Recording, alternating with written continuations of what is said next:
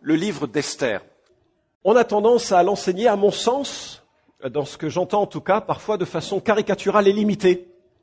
En tout cas, on a Xerxès, qui est un roi qui domine de l'Inde à la Grèce, Grèce exclue, Inde exclue, mais grande partie de territoire, c'est l'un des plus grands empires du moment. Il est puissant, arrogant, capricieux, sensuel. Il a viré sa reine, qui refusait de paraître devant ses gouverneurs et ses militaires. Xerxès l'avait saumonné, lui avait demandé de venir.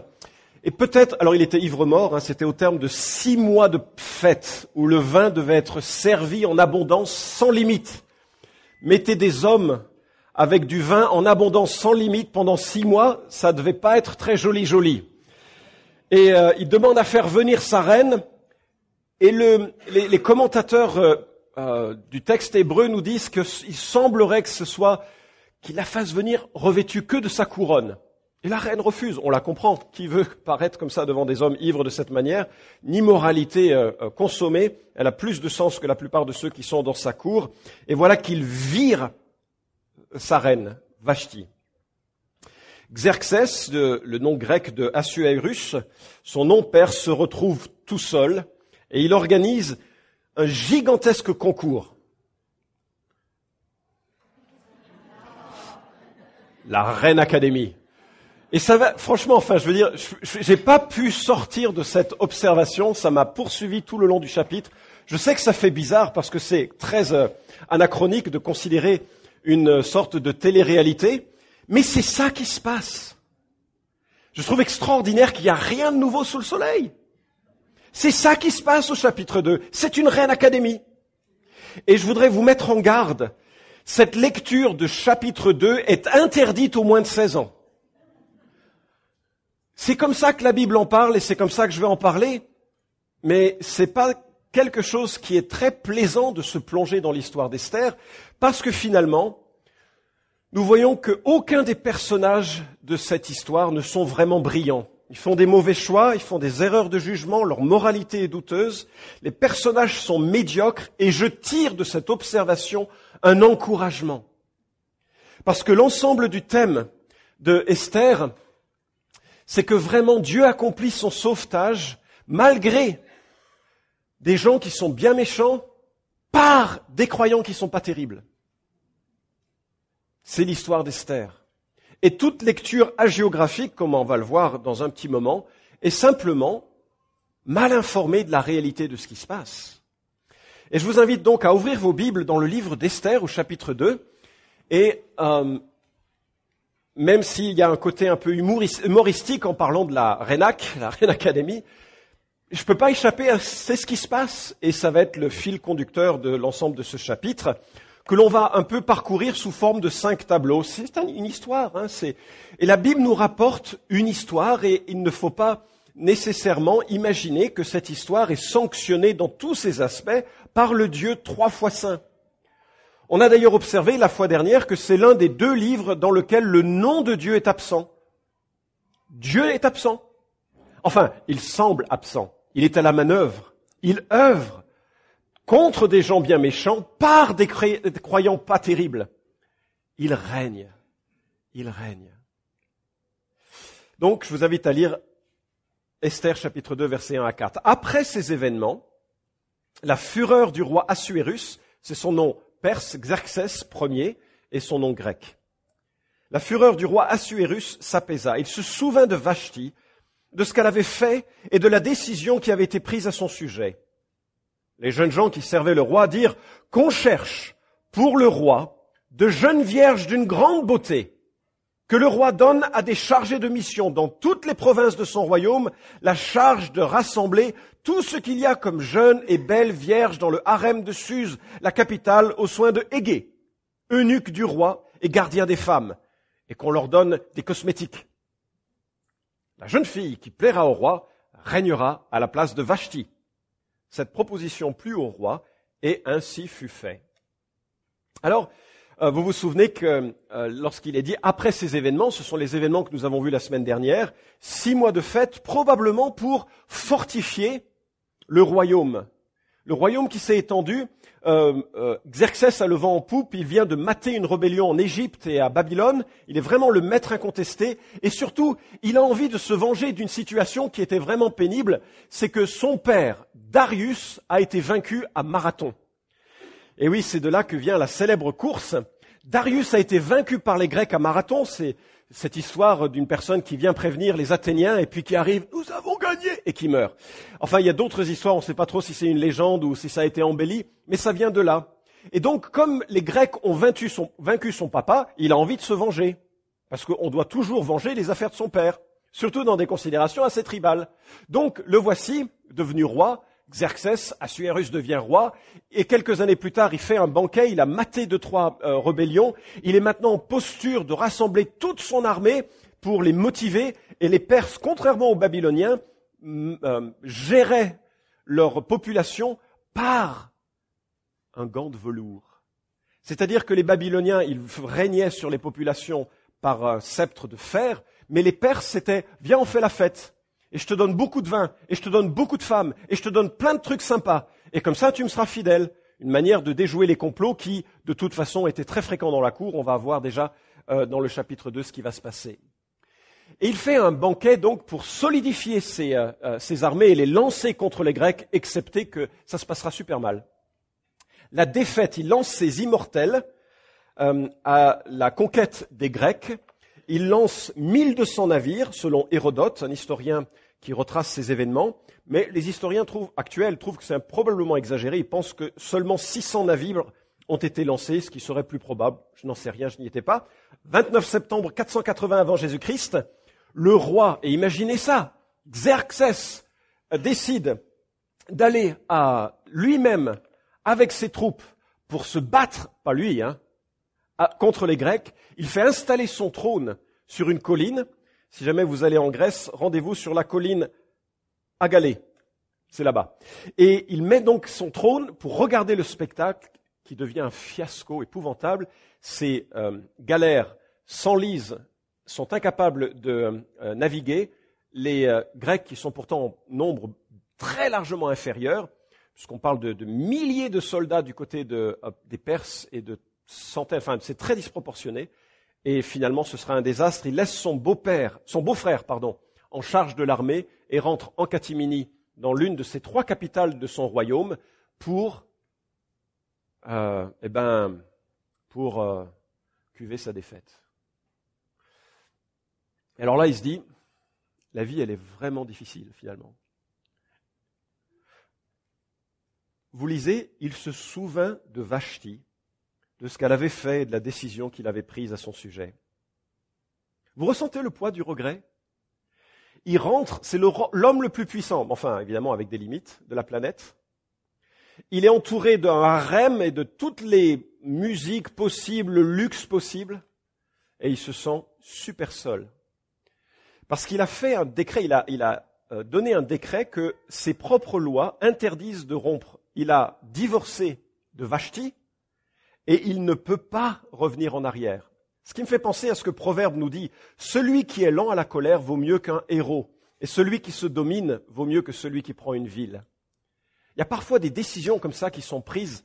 Une femme est renvoyée, un homme est renvoyé, ou je ne sais pas, des choses sont dites à un enfant, et puis soudainement c'est une catastrophe qui suit. On aimerait revenir en arrière, mais les dés sont jetés. Une ville forcée et sans muraille, tel est l'homme qui n'est point maître de lui-même. On peut être roi sur un empire et pas être roi de son propre cœur. Il se souvient de Vashti, mais c'est trop tard, elle est partie Vashti. D'ailleurs, j'ai pensé que ça ferait un très bon thème de chant country. Elle est partie Vashti et moi je suis abruti. Elle est partie Vashti, mes yeux sont alourdis. T'étais pourtant ma chérie. J'espère qu'il y a un producteur qui va prendre ça sur... Ça fait vraiment... Je crois que c'est comme ça que sont nées la musique country. Ça vient de Perse, en fait. Alors, il n'y a rien de pire que d'être un tyran absolu, c'est de chercher le conseil des jeunes gens. C'est ce qui se passe, hein. Il demande aux jeunes gens quoi faire, à moins que les jeunes gens ils aient eu une idée de cette Reine Académie, mais je veux dire, les jeunes gens qui sont en position de pouvoir, ils n'ont pas encore reçu leur cerveau, en fait. Hein. Je dis ça... les conseillers à cet âge-là, ils n'ont pas encore bien compris les choses, mais bon, voilà. Et donc on imagine ce roi triste à arpenter son royaume, elle est partie Vashti. Et puis les conseillers du roi lui disent, ben voilà, tu vas créer un concours, une sorte de reality show à la Perse. Et ici, bien sûr, c'est bien plus immoral que tout ce que l'on connaît. On ne sait pas, l'histoire ne nous dit pas si ces femmes étaient volontaires. De toute façon, devant un dictateur de cette ampleur, je me dis que même si elle n'était pas volontaire, je ne suis pas sûr qu'elle ait eu le choix. En même temps, la Bible est assez brutale quand il y a des violences qui sont faites, et notamment des violences qui sont faites aux femmes, comme pour montrer que c'est scandaleux et que c'est inacceptable. Et probablement que la Bible l'aurait dit s'il y avait eu des actes de violence, on ne sait pas. Mais Dieu conduit. Malgré le côté infâme, inacceptable, immoral de ce concours, Dieu conduit. Elle est à la manœuvre contre ou sur des gens bien méchants par des croyants bien imparfaits. Deuxième acte de cette académie, c'est que Esther rentre en scène. Je vous invite à lire à partir du verset 5. Il y avait à Suse, la capitale, un juif du nom de Mardoché, fils de Yaïr, fils de Shimei, fils de Kish, benjamite.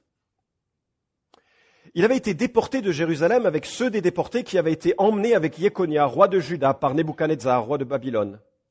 Or, il était le tuteur de Hadassa, c'est-à-dire Esther, fille de son oncle. Elle n'avait plus, en effet, ni père ni mère, et cette jeune fille était d'une très grande beauté. À la mort de son père et de sa mère, Mardoché l'avait adoptée. Lorsqu'on eut publié l'ordre et l'édit du roi, de nombreuses jeunes filles furent rassemblées à Suse, la capitale, aux soins de Hégaï. On amena ainsi Esther dans le palais royal aux soins de Hégaï, gardien des femmes. La jeune fille lui plut et gagna sa bienveillance. Il lui donna avec empressement les cosmétiques et les rations qui revenaient, ainsi que les 7 jeunes servantes de la maison royale qu'on avait prévu de lui donner. Et il la fit passer avec ses jeunes servantes à la meilleure place du harem. Esther ne fit connaître ni son peuple, ni son origine, car Mardoché lui avait défendu de les faire connaître.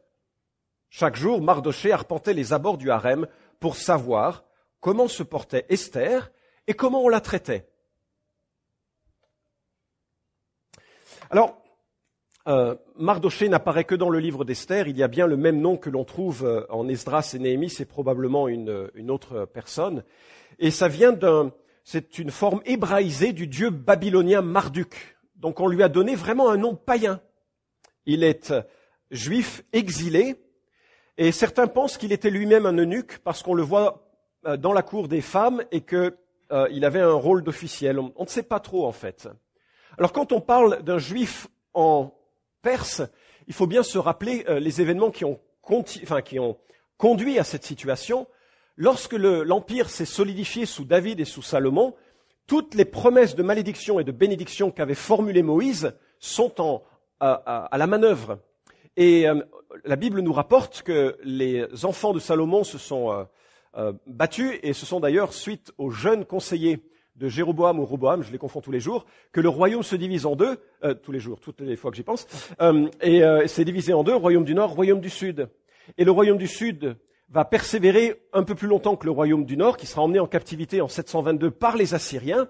Et selon la promesse qui avait été faite au prophète Jérémie, une captivité de 70 ans a lieu.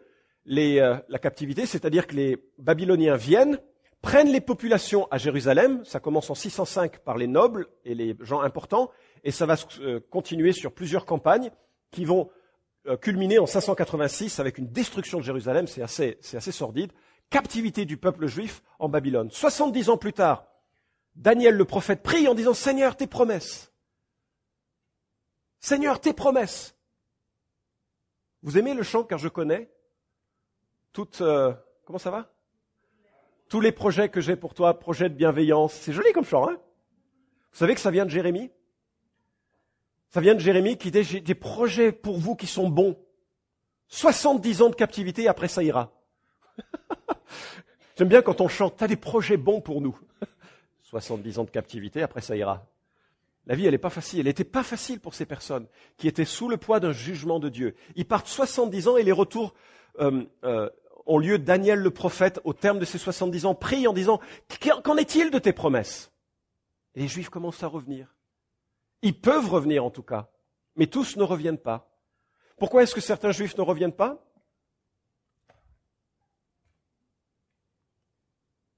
Parce qu'ils préfèrent pas vivre dans un pays où c'est vraiment la dèche, alors qu'ils ont fait leur place au soleil. Il faut bien voir que Mardochée, c'est un exilé de 4e génération qui est intégré, immergé, quasiment assimilé. Il ne fait pas son coming out. Personne ne sait qu'il est juif. Bon, on voit qu'il a du cœur. Il a élevé Hadassa, myrte en hébreu, une plante méditerranéenne, ou Esther. Vous allez rire. Esther, son nom, ça se rapproche de Ishtar, la déesse de l'amour et de la guerre. Je ne sais pas pourquoi les deux d'ailleurs étaient ensemble. Hein. Esther était orpheline. Elle était d'une très grande beauté, littéralement, elle était belle de forme et belle de visage. Elle avait les deux côtés. Pardon. L'hébreu est toujours beaucoup plus explicite. On est un peu prudent. On dit elle est belle. Elle était très belle. En fait, elle était belle de tête et de forme. Quand nos filles étaient petites, elles mettaient des belles robes, elles nous disaient « je suis belle ». Et bien sûr, quand on voyait ça, on était enchantés. On disait « mais oui, mais tu es magnifique ». Il faut que les parents disent cela de leurs filles. « Tu es magnifique ». Qu'elles aient conscience de leur beauté qui vient de ce qu'elles perçoivent d'elles-mêmes, que Dieu a fait des choses belles. Il faut le dire. Mais à un moment donné, on a remarqué que ça devenait un peu « je suis belle ». Alors, on a parlé du proverbe 12, 22. Un anneau d'or au groin d'un pourceau, c'est une belle femme privée de bon sens. Il y a un moment donné, il faut faire le shift en disant t'es belle, et ce que Dieu veut, il faut que ce soit dans le cœur aussi, parce que sinon, ça fait un peu comme un anneau d'or. Enfin, elle nous le rappelle encore. Bref, on fait des erreurs aussi dans notre éducation, on fait ce qu'on peut. Hein. Bref, l'historien Flavius Joseph rapporte que 400 jeunes filles ont été collectées pour le roi. 400 jeunes filles, 400 vierges sont collectées pour le roi dans ce harem. C'est écœurant, cet avilissement des femmes réduites à l'usage sexuel. En même temps, beaucoup de rois actuels ou de présidents actuels, j'irai pas plus loin. Maintenant, la question que je vous pose, c'est qu'est-ce que vous auriez fait si votre fille de 15 à 20 ans était sélectionnée pour la Reine Académie? Et surtout si vous étiez juif, la Bible interdit le mariage avec les païens, pas par racisme, mais pour protéger la ferveur spirituelle qui allait faire naître le Messie quelques années plus tard. Donc ce n'est pas un bon plan, quand on est juif, d'avoir sa fille sélectionnée dans un harem. Et puis, si vous êtes juif, vous avez la morale biblique. La morale biblique, c'est un homme, une femme, une vie. C'est pas une nuit chez un roi et puis... tant pis, il n'y a que ça. En fait, quelque part, je trouve que Mardochée et Esther ont tout faux. Tout faux. Alors, je ne sais pas quel calcul ils font. D'un côté, la célébrité, la gloire. Évidemment, Dieu est à la manœuvre. Dieu est à la manœuvre par des gens qui ne sont pas nécessairement très, très bien. Peut-être qu'il dit, ce sera une belle protection quand même. Hein. Puis les cosmétiques, Esther Laodé, c'est son nom, je ne sais pas. Je connais pas trop ce genre de choses. Chanel, ça devait être sympa. Et pour le coup, l'expression qu'elles aient un look d'enfer s'applique. Hein. Mais ce qui me gêne en plus chez Mardochée, c'est que vous vous souvenez, si vous avez lu le livre d'Esther, c'est qu'un chapitre plus loin, il veut pas s'incliner devant un dignitaire. Et je me dis, c'est quand même incroyable. Sa fille adoptive est sélectionnée pour devenir la femme d'une nuit d'un roi. Et là, il se promène comme ça va, tout va bien. Mais alors, devant le fait de s'incliner devant un dignitaire, alors ça, non, il n'en est pas question. Je me dis qu'il place les frontières bizarrement, vous trouvez pas? Moi, je sais que si jamais ma fille était prise dans une cour comme celle-ci, la première chose que j'apprendrais, c'était le Krav Maga. La deuxième chose, c'était le maniement des armes. Et la troisième et dernière chose que je ferais, c'est que je frapperais à la porte. Bon, je sais pas, c'est facile de le dire après. Hein. La Reine Académie est stérile et décrite, pardon. Et je trouve que c'est vraiment terrible ce qui est dit à partir du verset 12. Je vous invite à continuer la lecture. Le tour de chacune des jeunes filles d'aller chez le roi Assuérus arrivait au bout de 12 mois qui lui étaient assignés, suivant le protocole des femmes, car la période de leurs apprêts était ainsi remplie. 6 mois avec de l'huile de myrrhe et 6 mois avec des aromates et des cosmétiques de femmes. Lorsque la jeune fille allait chez le roi, tout ce qu'elle demandait lui était donné pour qu'elle l'emporte avec elle du harem au palais royal. Le soir, elle y allait. Le matin, elle rentrait dans un second harem aux soins de Shashgaz, eunuque du roi, gardien des concubines. Elle ne revenait plus chez le roi, à moins que le roi n'ait envie d'elle et ne l'appelle par son nom. Nous avons donc 400 jeunes femmes en compétition. 12 mois où les femmes sont apprêtées, maquillées, parfumées, enseignées. Flavius Joseph, un historien postérieur, dit que ça n'a duré que 6 mois, mais peut-être qu'il n'avait qu'une partie de l'information. Chacun demande un cadeau, passe une nuit avec le roi. Franchement, c'est un système d'escorte. Et ensuite, qu'est-ce qui se passe pour elles ? Elles ne verront plus jamais cet homme. Elles ne connaîtront plus jamais un homme parce qu'à l'époque, une manière de prétendre accéder au trône, c'est de coucher avec les femmes du roi. D'ailleurs, c'est ce que fera Absalom. Vous vous souvenez, quand il prend par complot la royauté, immédiatement il prend le harem de David pour pouvoir marquer sa royauté. C'est terrible comme manière de voir les choses. Et donc ces femmes rentrent dans une sorte de veuvage pour le reste de leurs jours. C'est bien de vivre en 2013 en France, vous ne trouvez pas ? Voilà, 400 femmes, ça fait 1 an et 3 mois. Ça devait être nauséabond comme ambiance dans les harems, dans les discussions, dans la manière de vivre. Et voilà que le tour de Esther arrive, verset 15. Quand son tour d'aller chez le roi fut arrivé, Esther, fille d'Abishaïl, oncle de Mardoché, qu'il avait adopté, ne réclama rien de plus que ce qui lui avait été proposé par Hégaï, eunuque du roi et gardien des femmes. Esther était considérée avec faveur par tout le monde. On vint prendre Esther pour l'emmener chez le roi Assuérus au palais royal le 10e mois, qui est le mois de Tébet, la 7e année de son règne. Le roi aima Esther plus que toutes les autres femmes, et elle gagna sa faveur et sa bienveillance plus que toutes les autres vierges. Alors il mit sur sa tête la couronne royale et fit régner à la place de Vashti, et la fit régner à la place de Vashti. Le roi donna un grand festin à tous ses princes et ses serviteurs, le festin d'Esther. Il ordonna une trêve dans les provinces et fit des largesses avec une libéralité royale. Bon, c'est le tour d'Esther et on ne sait pas quel est l'ordre de passage. C'est terrible, on se dit quoi ? Elle était numéro 22, numéro 168, numéro 227, numéro 400. Non, ça serait la dernière. Mais une chose est chouette, c'est que l'on perçoit quand même une qualité de cette femme, c'est qu'elle reçoit la faveur de tout le monde autour. On sent Dieu prépare son œuvre. Elle n'est pas, on verra dans la conclusion, elle n'est pas encore croyante dans le sens, me semble-t-il, biblique du terme. Mais Dieu prépare cette personne et lui fait trouver faveur, comme Joseph a trouvé faveur dans la prison, comme Daniel a trouvé faveur dans la cour de Nebuchadnezzar, le dictateur de Babylone. Et on voit que dans son tempérament, elle est minimaliste, elle ne cherche pas à profiter du système. On voit quelqu'un qui a peut-être quand même une qualité humaine au moins supérieure aux autres. Alors, le verset 17 nous dit que Xerxès aimait Esther plus que toutes, mais je voudrais quand même qualifier que le verbe « aimer » ici est probablement très réducteur. Il ne faut pas voir la notion de l'amour que la Bible attend d'un homme vis-à-vis de sa femme, qui est décrit comme que chaque homme aime sa femme comme Christ aime l'Église. C'est-à-dire que le modèle pour les maris, c'est Christ qui se sacrifie pour son Église, qui est son épouse. Donc l'amour que Dieu voudrait que les hommes aient envers leur femme, c'est un amour de sacrifice, c'est un amour de service, certainement pas un amour d'exploitation, comme Xerxès le fait de toutes les femmes qu'il côtoie. J'espère que vous réalisez qu'elle est foireuse, cette histoire.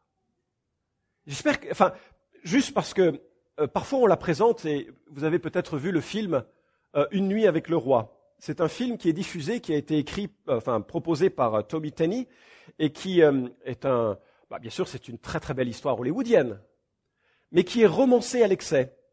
Dans ce film, Esther est vraiment une femme de grande piété qui a des études bibliques avec les femmes du harem. Et puis quand elle voit le roi Xerxès, quasiment il joue aux échecs. Et puis lui il dit, oh, t'es vraiment une femme bien, il va falloir qu'on se marie parce que ça c'est de la géographie. Hein. C'est pas ça qui s'est produit. J'ai même consulté une encyclopédie biblique de 1955 et je trouve cette note. L'histoire biblique nous présente une femme au jugement sûr d'un sublime contrôle d'elle-même et capable du plus noble sacrifice de soi. Je suis en désaccord avec cette manière de voir l'histoire d'Esther. Mais cette manière d'interpréter, elle vient du fait que l'on a une vision de l'écriture et notamment des récits historiques qui est assez, il y a les bons et les méchants. Et il faut imiter les bons et il faut pas imiter les méchants. Et il y a une partie de cela qui est, oui. Sauf que la Bible, dans les livres historiques, ne dit pas toujours si ce que les gens ont fait est bien ou mal.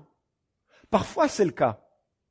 Mais pour poser un jugement sur les écrits historiques de la Bible, puisqu'on a beaucoup de genres littéraires différents dans les 66 livres qui la composent, pour porter un jugement sur les livres historiques de la Bible, il faut utiliser le jugement que Dieu utilise chez les prophètes, dans les épîtres, dans les évangiles, dans les proverbes, dans la loi. Et là, on regarde et on se dit, ah ben non, ça colle pas. Ça colle pas. Ce qui se passe dans cette histoire ne colle pas avec la morale biblique. La véritable histoire d'Esther, c'est une femme qui couche avec un roi contre toutes les lois morales de la Bible, contre toutes les lois de son éducation juive, et qui devient reine pour avoir été douée dans l'art d'aimer et par la personnalité enjouée qu'elle a dû montrer. Et c'est pas glorieux.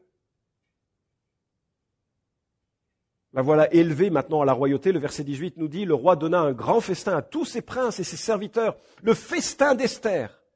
Il ordonna une trêve dans les provinces et fit des largesses avec une libéralité royale. Tous les PV supprimés. Excès de vitesse à cheval, en char, tout ça, supprimé. Vous dites, oh, c'est quand même exagéré qu'on fasse la fête pour un... Vous savez combien de téléspectateurs ont vu le mariage de Lady Di et du prince Charles? Tu suis l'actualité, là. Hein. Là, t'es avec moi, là. 750 millions. À l'époque, c'était énorme. C'est possible. Si c'est 2-3 milliards, ça me va aussi. Mais ce que je veux dire par là, c'est que les histoires d'amour, les histoires de rois et de reines, les histoires de couples princiers et royales, ça suscite un engouement, un intérêt marqué. Mais Dieu prépare son sauvetage. Et au verset 19, nous voyons les dernières pièces un peu qui se mettent en place, parce que très bientôt, il y a un personnage vraiment violent, vraiment inique, vraiment terrible, qui entre en scène et qui s'appelle Aman et qui veut rien de moins que l'annihilation du peuple juif. Un parmi tant dans l'histoire humaine. Verset 19. Quand on assembla les vierges pour la seconde fois, Mardochée avait une place à la conciergerie royale. Esther ne faisait toujours pas connaître son origine, ni son peuple, comme le lui avait ordonné Mardochée. Esther exécutait les ordres de Mardochée comme lorsqu'elle était sous sa tutelle. À cette époque, alors que Mardochée était en place à la conciergerie royale, 2 eunuques du roi de la garde du seuil, Bigtan et Teresh, dans un accès de rage, entreprirent de porter la main sur le roi Assuérus. Xerxès, hein. La chose vint à la connaissance de Mardochée, qui la fit connaître à la reine Esther.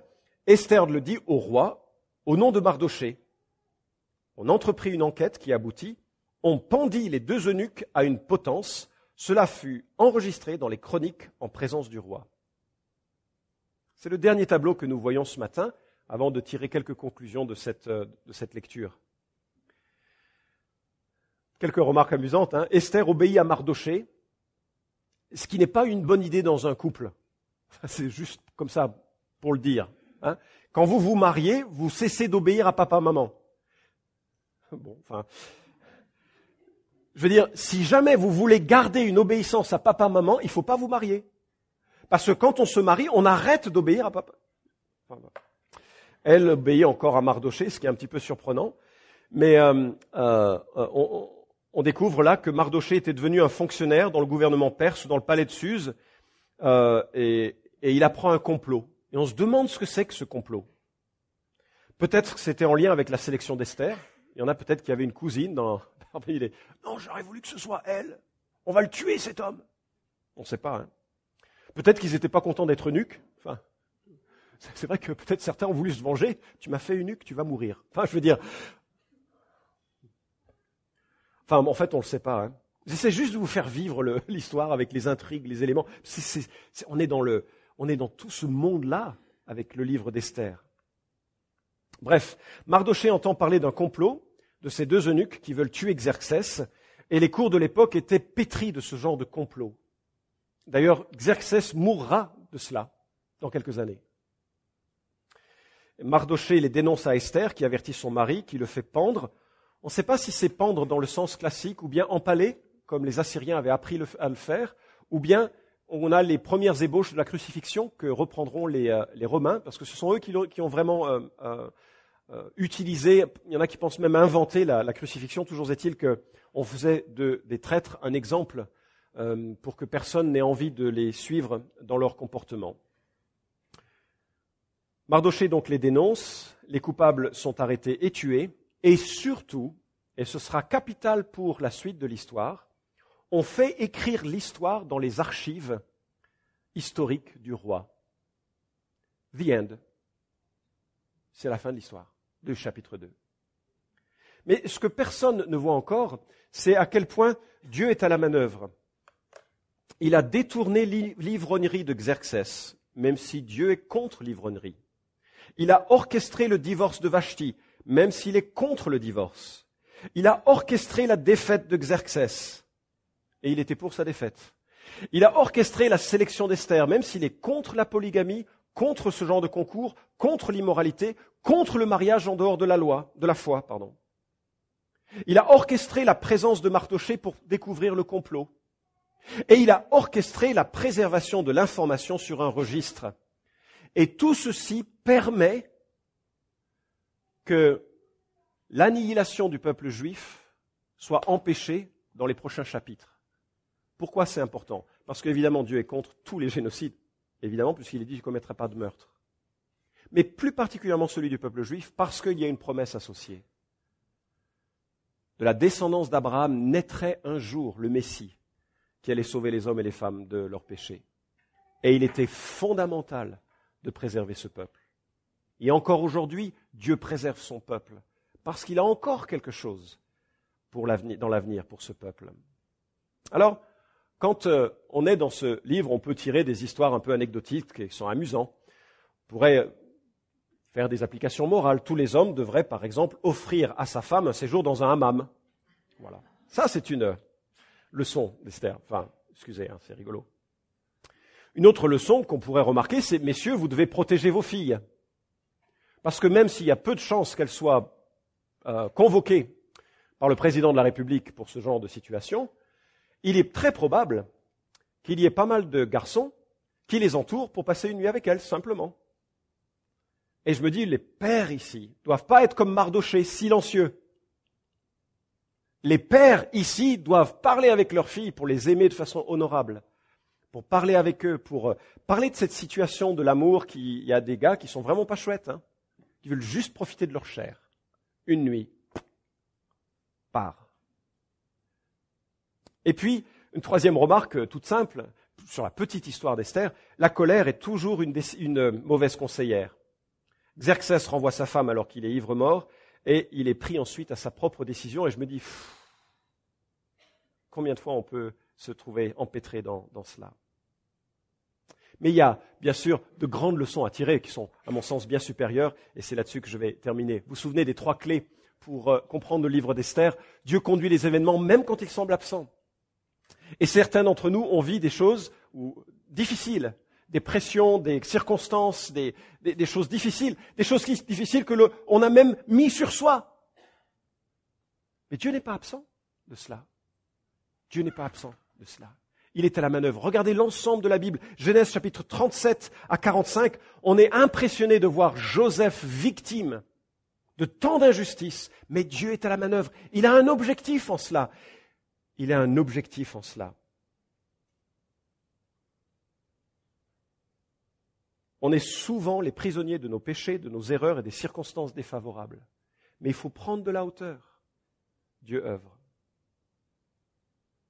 Paul et Barnabas se sont frités au point de se séparer dans le Nouveau Testament. Les dissensions étaient aigres, nous dit le Nouveau Testament. Mais grâce à ce conflit, Jean-Marc est revenu, a retrouvé l'apôtre Pierre et a été le secrétaire de Pierre pour écrire l'évangile de Marc. Dieu était à la manœuvre, même si ce n'était pas compréhensible à ce moment-là. Et on pourrait regarder et relire toutes les histoires de la Bible pour s'en convaincre. Deuxièmement, Dieu conduit l'histoire humaine en vue de la rédemption. Les choses que l'on ne comprend pas, les violences qui ont lieu sur Terre, les cataclysmes, les catastrophes, les situations de vie brisées, cassées, etc., sont incompréhensibles. Vous connaissez l'image qui est souvent utilisée du point de croix. J'aime beaucoup le point de croix, j'en fais tous les soirs. Lol. Mais quand on regarde un point de croix à l'endroit, c'est tout joli. Et quand on le regarde à l'envers, c'est incompréhensible. Et je suis convaincu que quand on passera de la mort à la vie avec Dieu, on comprendra la vie, l'histoire. Mais qu'en attendant, on ne voit que des points de croix à l'envers. Ça n'a pas de sens.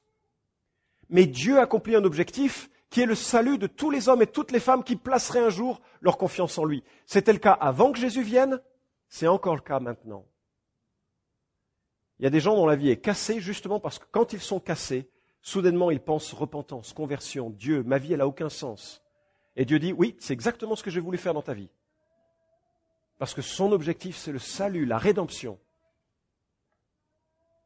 Et puis, Dieu est le seul et véritable héros, avec un S, de toute la Bible. Il est le seul héros de la Bible. Esther n'est pas une héroïne. Enfin, elle l'est dans le sens qu'elle est le personnage principal. Elle n'est pas une héroïne, ni Mardoché. Par contre, on réalise que, et ça lit les 2 derniers points, on réalise que Esther, à un moment donné, elle est sous une telle pression que soudainement elle dit « J'aimerais bien que vous jeûniez pour moi ». C'est le seul endroit où on voit un peu de spiritualité. Le désir de jeûner montre qu'elle a un désir de connaissance et d'appui de Dieu. Mais Jésus-Christ est le seul véritable héros de toute la Bible et de toute la vie. Il est le Dieu incarné, celui qui nous représente auprès de Dieu et celui qui nous explique qui est Dieu. Alors voilà, Dieu accomplit son sauvetage malgré des gens bien méchants par des croyants pas terribles. Et ça m'encourage. Ça, c'est l'histoire d'Esther. Et Dieu veut nous utiliser là où nous sommes, avec toutes les difficultés qui peuvent être nôtres, pour choisir résolument à la fois le camp de la rédemption et à la fois le service de Christ. Il ne va pas nous libérer de nos péchés. Il ne va pas nous libérer des conséquences de nos péchés. Mais il va nous conduire au travers de nos péchés. Comme il l'a fait avec toutes les situations que nous lisons. Il n'a pas retiré Esther des péchés dans lesquels elle s'est retrouvée.